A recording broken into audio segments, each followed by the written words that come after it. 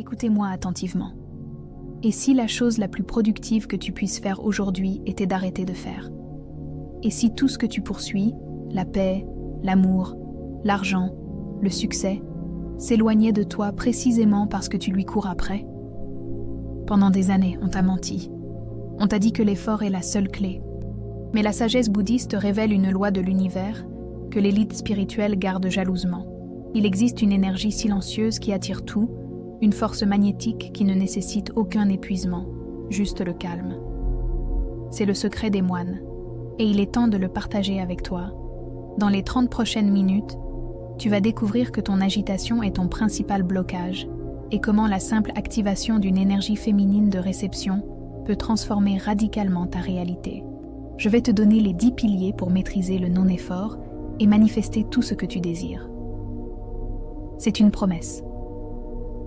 À la fin de cette vidéo, ta conscience sera éveillée au pouvoir de l'inaction. Tu ne verras plus jamais le lâcher-prise comme une défaite, mais comme ta plus grande superpuissance. Alors, installe-toi confortablement, respire un bon coup, et avant que nous plongions dans ces enseignements profonds, commente ci-dessous de quelle ville tu m'écoutes en ce moment. C'est essentiel pour te concentrer. Maintenant, si tu es prêt à arrêter de courir et à commencer à recevoir, on y va. Et crois-moi, tu vas vouloir rester jusqu'à la fin. Le chemin vers une vie épanouie, tu sais, n'est souvent pas celui qu'on imagine, n'est-ce pas?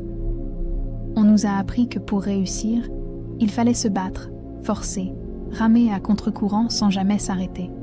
C'est une vision épuisante, et franchement, l'expérience montre qu'elle est rarement la plus efficace pour atteindre une vraie paix durable. La sagesse bouddhiste nous offre une perspective tellement plus douce, tellement plus puissante, celle du non-effort, de l'action juste sans l'attachement au résultat.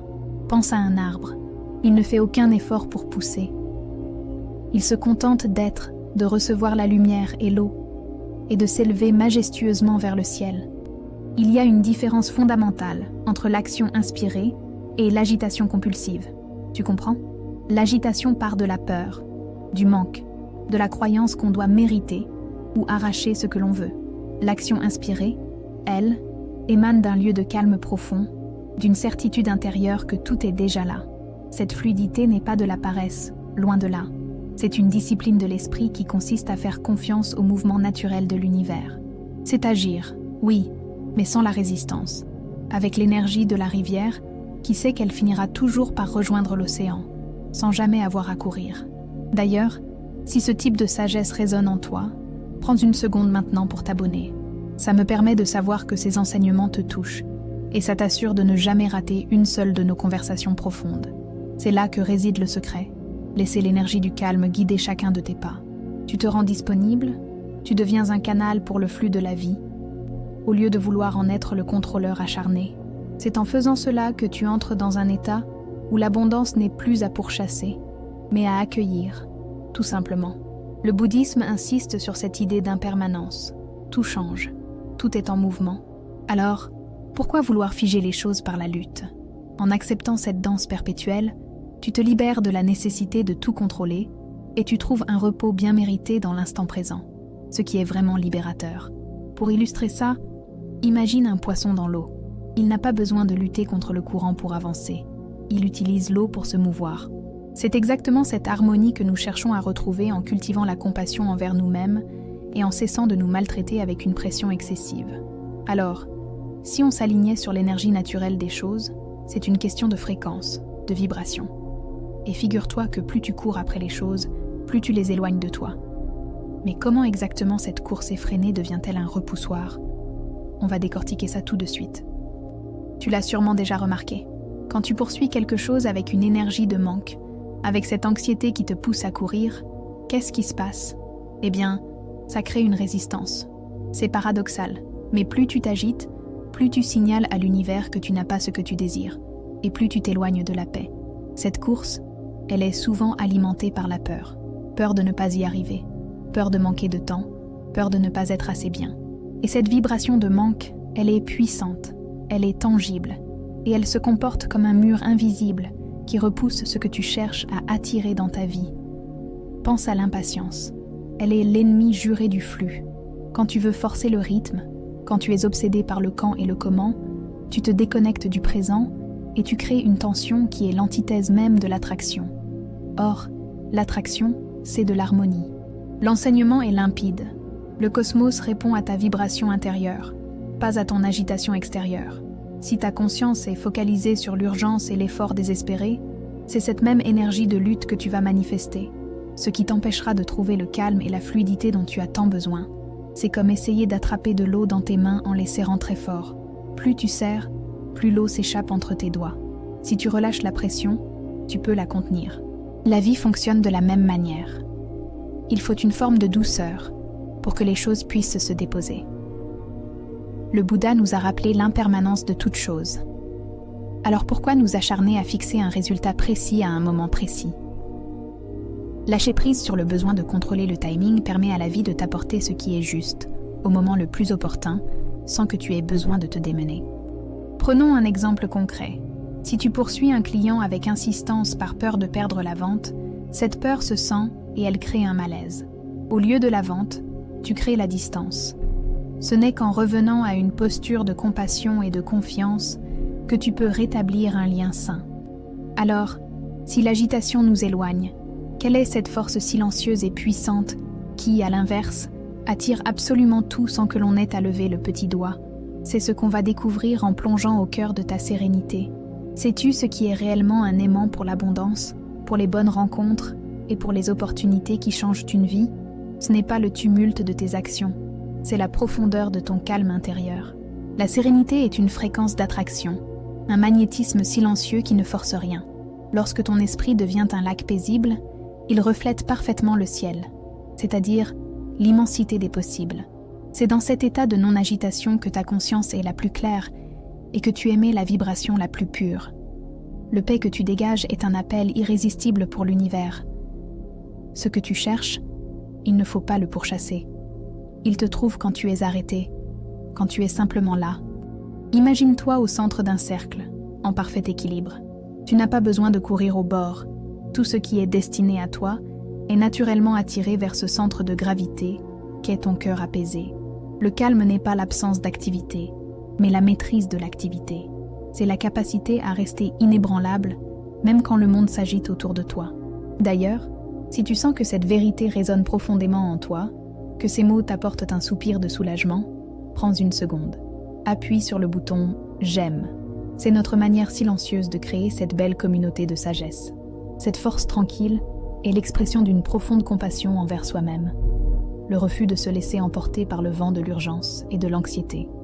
En te traitant avec douceur, tu envoies un message puissant. Je me fais confiance. Je fais confiance au flux de la vie. L'impermanence nous enseigne que les hauts et les bas sont inévitables. Mais la personne qui a cultivé son centre reste ancrée. C'est ça, la vraie richesse. Cette stabilité émotionnelle qui ne dépend d'aucune circonstance extérieure. Et la beauté de tout ça, c'est qu'il n'y a pas d'effort surhumain à fournir. Il s'agit simplement de se souvenir de respirer, de se recentrer, de revenir à ce lieu de paix où tout est déjà en ordre. C'est la plus grande des révolutions intérieures, et c'est la plus efficace pour créer ta réalité. Mais ce calme n'est qu'une première étape. Pour transformer ce magnétisme en une force créatrice imparable, il faut y ajouter un ingrédient essentiel, la foi. Comment la confiance remplace-t-elle l'effort? C'est ce que nous allons explorer maintenant. On parle beaucoup d'effort, mais la vérité est que l'effort est l'énergie des débutants. La véritable maîtrise, c'est de remplacer cet effort par une foi inébranlable. Crois-moi, la foi n'est pas une simple croyance naïve. C'est une vibration créatrice qui a le pouvoir de remodeler ton univers entier. Quand tu as foi, quand cette confiance est profondément ancrée dans ta conscience, tu cesses de quémander ou de poursuivre. Tu sais, au plus profond de toi, que ce qui est bon et juste pour toi est déjà en route. Cette certitude est une fréquence, un signal d'accueil extrêmement puissant que tu envoies. Cette foi opère un changement radical. Elle remplace le doute, qui est une énergie de séparation, par l'accueil, qui est une énergie d'unification. Tu n'as plus besoin de courir après les manifestations, car tu deviens, par ta vibration de paix, le point d'attraction. Tu deviens l'aimant, pas le chasseur. C'est là que l'on comprend que croire profondément, c'est déjà attirer ce que l'on demande, sans même avoir besoin de le réclamer bruyamment. Il y a une compassion fondamentale dans cet acte de confiance. Tu t'offres le droit d'être en calme, libéré de la pression de devoir tout prouver ou de tout garantir par toi-même. Pense-y. Si tu savais absolument, sans l'ombre d'un doute, que l'objet de ton désir est déjà en chemin vers toi, continuerais-tu à paniquer? Bien sûr que non. Tu te reposerais dans une paix assurée. C'est ça, la foi en action. C'est un état de repos dans le savoir. Cette conviction est d'autant plus importante que tout est marqué du sceau de l'impermanence. Les circonstances changent, les apparences sont trompeuses. Seule ta foi, ton ancrage intérieur dans le fait que tout se déploie parfaitement, reste ton socle, ton guide. Le sage sait que l'attente n'est pas passive. Elle est une période de gestation énergétique. Au lieu de voir l'attente comme un vide, il la voit comme une chambre de manifestation, un lieu sacré où le futur se dessine sans l'ingérence d'une agitation inutile et contre-productive. Mais si la foi est la boussole, il faut maintenant trouver le lieu où cette force agit le plus puissamment. Quel est cet endroit unique où toute la magie de l'attraction se déploie? C'est une question de présence, et c'est ce que nous allons décortiquer ensemble. Si tu veux que l'abondance te trouve sans que tu aies à courir, il faut que tu sois facile à trouver, n'est-ce pas? Et devine quoi? La vie, l'univers, les opportunités, tout ça ne se manifeste que dans un seul endroit, le seul qui existe, l'instant présent. Être pleinement ici et maintenant, c'est se rendre disponible à tout ce que la vie veut t'offrir. Nous passons tellement de temps à revivre le passé ou à anticiper le futur, et tout ça n'est qu'une illusion mentale. Ce faisant, nous sommes absents du seul moment où l'énergie créatrice peut agir, où la paix peut s'installer et où les synchronicités se déroulent. La conscience est un phare. Quand elle est focalisée sur le présent, elle éclaire le chemin. Quand elle est dispersée entre le regret et l'anxiété, elle est éteinte. Pour attirer, il faut donc cultiver ce regard juste, cette qualité d'attention qui fait de l'instant un lieu d'accueil. C'est simple, l'instant présent est le lieu où la magie agit. Pourquoi? Parce que l'énergie dont tu as besoin pour créer, la clarté nécessaire pour recevoir, l'ouverture pour manifester, tout est concentré dans ce point minuscule du maintenant. D'ailleurs, est-ce que tu as déjà ressenti cette puissance quand tu es totalement ancré? Commente avec un seul mot, ancrage, si c'est le cas, pour partager cette vibration.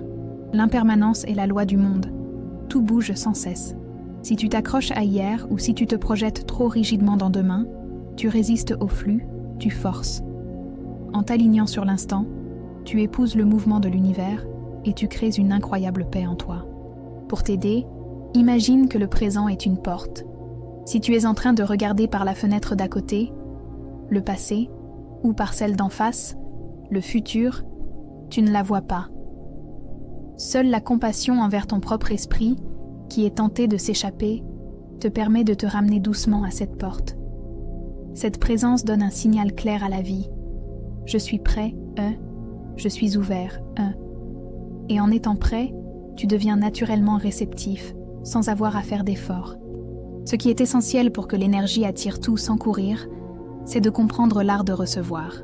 Mais pour recevoir, il faut activer une énergie particulière, souvent négligée dans nos sociétés qui valorisent l'action masculine. Quelle est cette force douce, mais imparable, de la réception? C'est ce que nous allons voir ensemble. Dans ce monde qui valorise la course, le faire, le bruit de l'action, on nous pousse à activer sans cesse notre énergie masculine, le yang.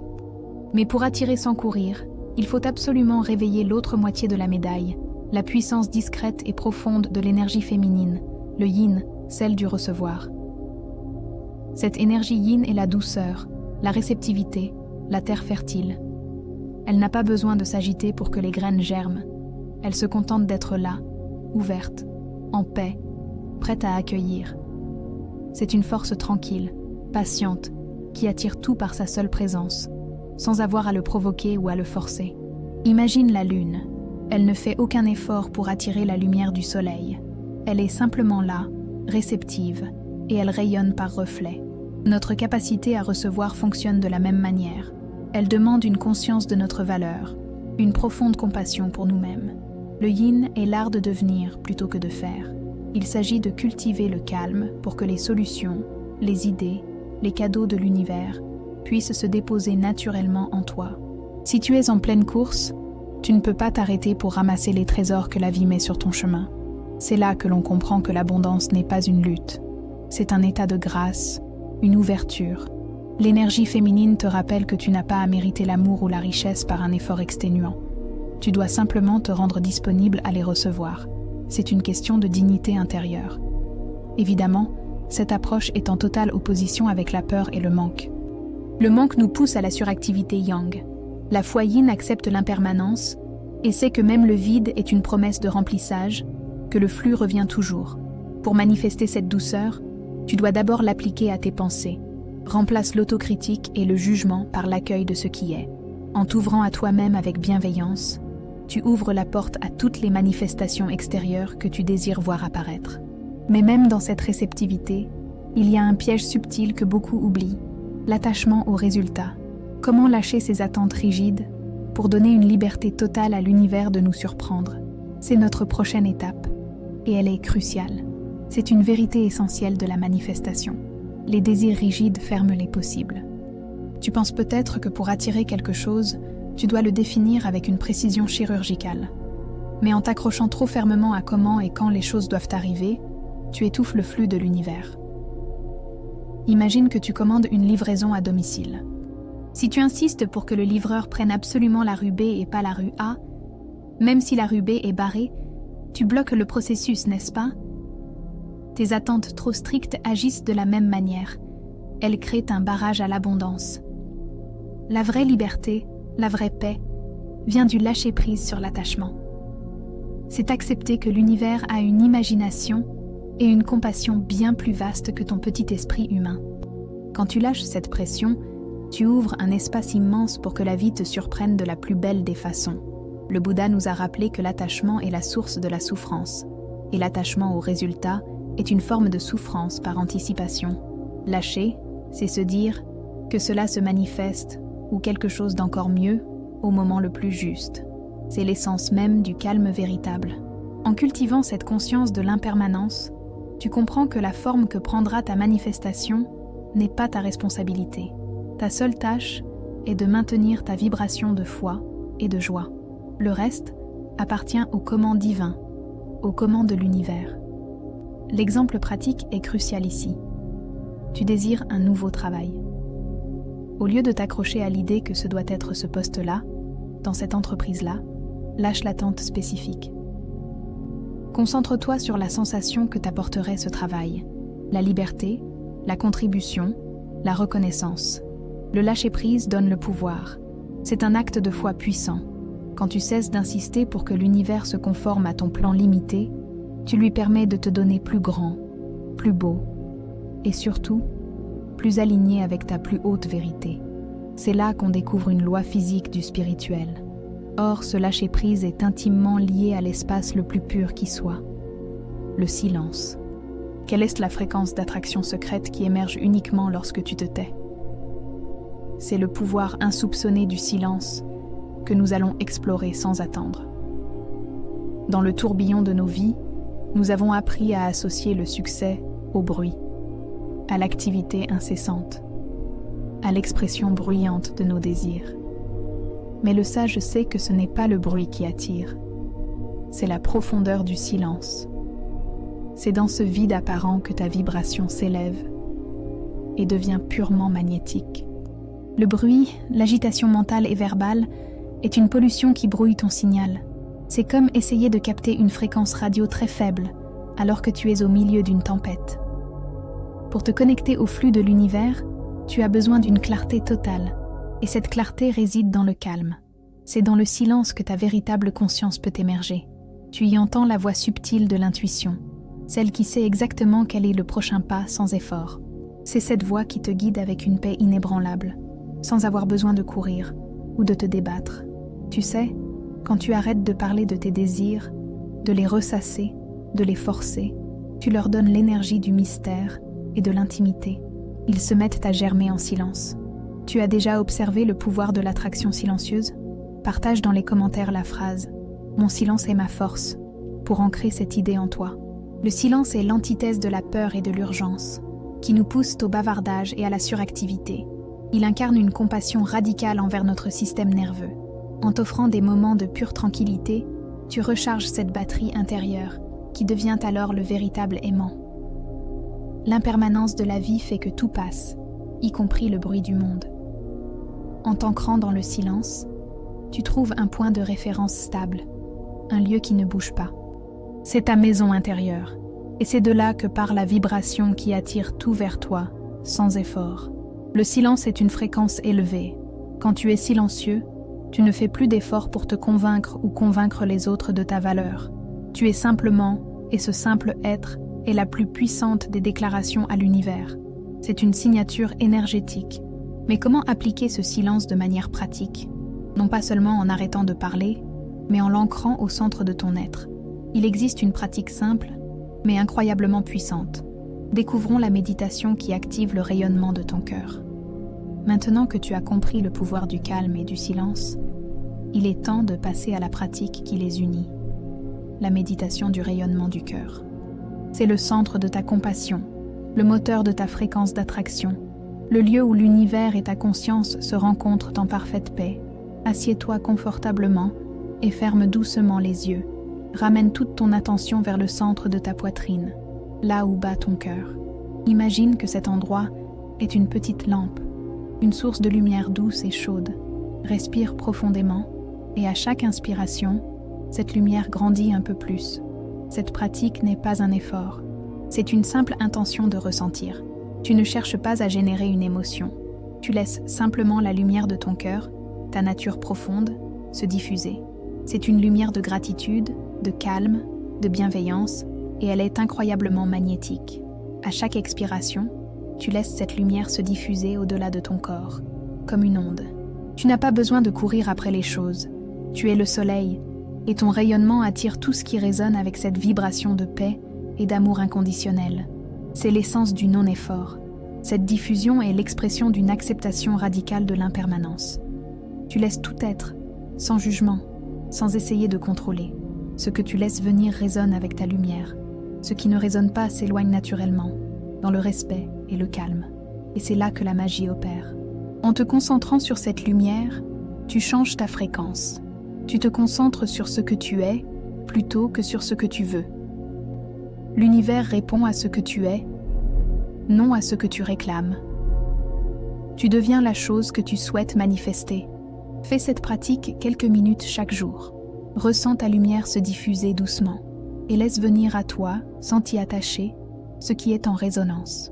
C'est une manière très douce et très puissante d'arrêter de courir et de commencer à recevoir.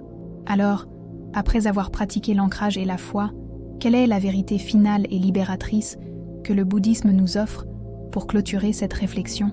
Quelle est la clé qui met fin à toute cette course effrénée?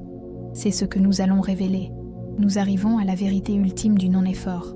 Quand tu arrêtes de courir, tout vient vers toi. C'est une promesse radicale et libératrice du bouddhisme. La vie n'est pas une proie qu'il faut chasser. Elle est une expérience qu'il faut vivre en pleine paix et conscience. Toute cette course, cette agitation que nous avons explorée ensemble, elle naît de l'illusion de la séparation, de la croyance qu'il manque quelque chose à notre univers. Or, le sage sait que l'abondance est l'état naturel de l'existence. Tu es déjà complet. Cesser de courir, c'est un acte de foi, de compassion et d'intelligence. C'est dire à l'univers, je me retire de la lutte, je fais calme en moi, je suis prêt à recevoir ce qui est déjà destiné à ma plus haute évolution. C'est une reddition pleine de puissance. C'est en arrêtant de courir que tu permets au flux de te rattraper. Pense à un lac. Il ne s'agite pas pour que les nuages se reflètent en lui. Il est simplement immobile et réceptif. Ton immobilité intérieure est la surface parfaite pour que ta réalité se manifeste sans distorsion. Tu reçois. Cette vérité est la preuve de l'impermanence. Tout bouge, y compris tes désirs et leurs manifestations. Quand tu t'arrêtes, tu es enfin en mesure d'observer ce mouvement sans t'y attacher, ce qui est la seule voie pour maintenir la paix au milieu du chaos. La cessation de la poursuite te donne le temps de vivre, de respirer, de jouir de ce que tu as déjà manifesté. C'est dans cette reconnaissance que l'énergie d'attraction est la plus puissante, car elle ne part plus du manque, mais de l'appréciation. Finalement, souviens-toi de ceci. La vie ne se chasse pas, elle se vit. Commence par cesser de poursuivre la paix, le calme ou l'abondance. Ancre-toi dans l'instant et deviens la vibration de ce que tu désires. C'est seulement lorsque tu cesses de courir que tu commences véritablement à recevoir.